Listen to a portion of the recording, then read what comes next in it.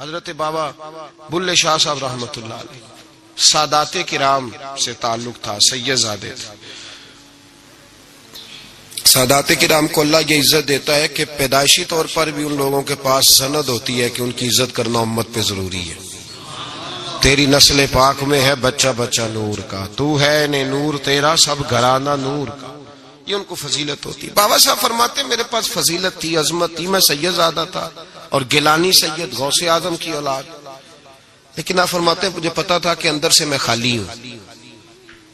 ہمارے زمانے میں کچھ برادریاں ایسی ہیں جن کو ہم لوگوں نے بڑا بنا دیا ہے، وہ بڑے بن گئے ہیں، نیچے اترنے کو تیار نہیں۔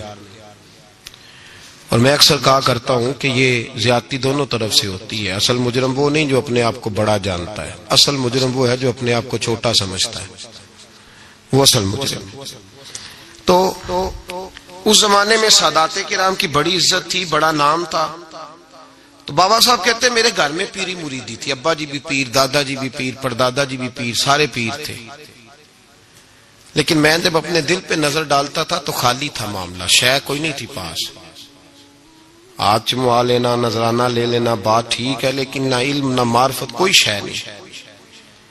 اور فرماتے ہیں میں نے جب پلٹ کے دیکھا نا، پورے علاقے پہ نظر ڈالی تو ایک درویش بابا، ایک سادہ بابا سائیں عنایت قادری، جس کی کوئی بڑا نام نہیں، کوئی بڑی برادری نہیں، اور کام اس کا کیا ہے، رمبا لے لیتا اور سارا دن کھیتوں میں محنت کرتا، لیکن جب مغرب ہوتی تو اس بابے کی مجلس سجتی، اور کہتے ہیں جب ایک دفعہ وہ اللہ کہتا تو اس کی تھاری داڑھی آنسوؤں سے بھر جاتی، اور جب عشاء کے بعد وہ حضور پہ درود پڑھنا شروع کرتا تو لگتا یہ کہ یہ سادہ نہیں پڑھ رہا، یہ مصطفیٰ کی زیارت کر کے درود پڑھ رہا۔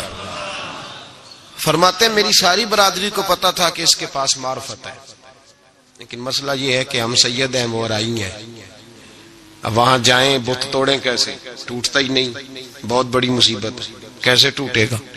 لوگ کہیں گے تو مولوی کے پاس جاتا ہے، تو یہ ہو گیا ہے ساری زندگی گناہ کرتے رہو، ظلم کرتے رہو، ہمیں تانے کا ڈر نہیں۔ درویش کے پاس جائیں تو لگتا ہے کوئی تانا دے گا کہ کدھر چلا گیا، کدھر چلا گیا۔ جے کر یار دے نام دا ملے مینا، انہوں چولی پا لئیے پنجے سٹیے نا، تو یہ کر نار دے نام دی ملے سولی، چوٹا چوٹ لئیے پشانٹیے نا۔ بابا صاحب کہتے ہیں میں روز اپنے آپ سے جنگ کرتا کہ جاؤں کہ نہ جاؤں۔ 2 4 5 لوگوں سے میں نے مشورہ کیا تو کہنے لگے تو سیدوں کو بدنام کرے گا، اب تو سادات کو بدنام کرے گا کہ سید ہو کے کسی کے دروازے پہ جاتا ہے۔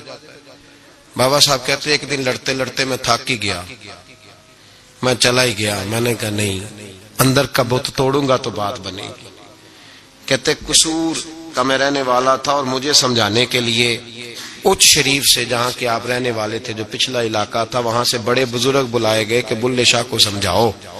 کہتے ہیں وہ بابا جی جب آئے تو میں پہچان گیا برادری کے، قبیلے کے، علاقے کے بڑے۔ میں جب ان کے قریب گیا